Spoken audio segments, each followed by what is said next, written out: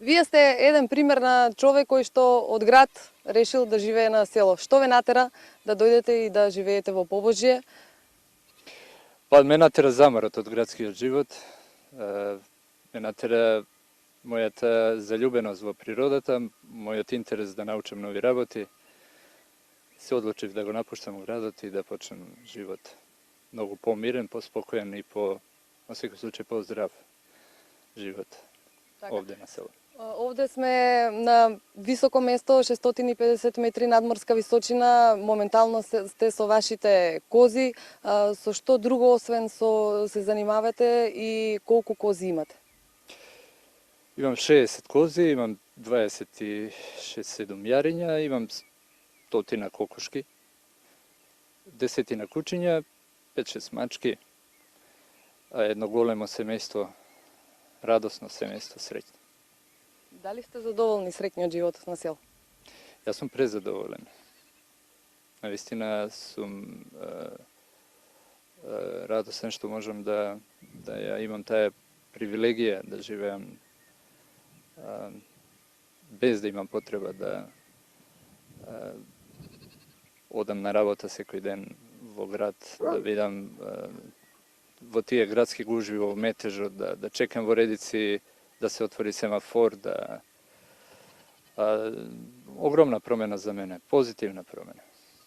Деновиве е актуелен и проектот од град во село за нов почеток, кој што беше промовиран и кој што нуди многу бенефити за оние луѓе кои што ќе сакаат да се преселат во село. Што е вашето мислење за овој проект? Слушнав нешто прочитав поточно за тој проект. Ако се остварат целите на тој проект, ќе биде навистина добро за тие што ќе решат да завртат лист, да го напуштат градот, поготово ако се љубители на природата, ако им е потребен чист воздух. Нашите генерации претходници живееле од сточарство, од обработка на земја, значи тоа е во нашите гени. Ако некој има желба, може да се врати.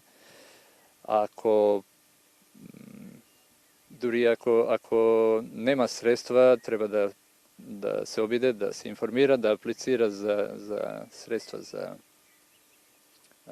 засновање на стопанство, земјоделско или сточарско, sejedno.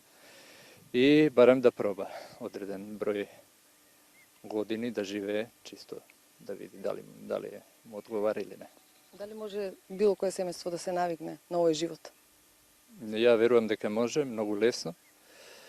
Само треба да се прерипаат тие бариери што од одредена причина луѓето ги имаат во главите во градот и да заменат одењето за викенди на водно или надвор од Скопје, да го заменат со постојано живење вон градот. За на крај, што би им препорачале на оние кои што можеби сакаат да се преселат на село, меѓутоа нема доволно храброст?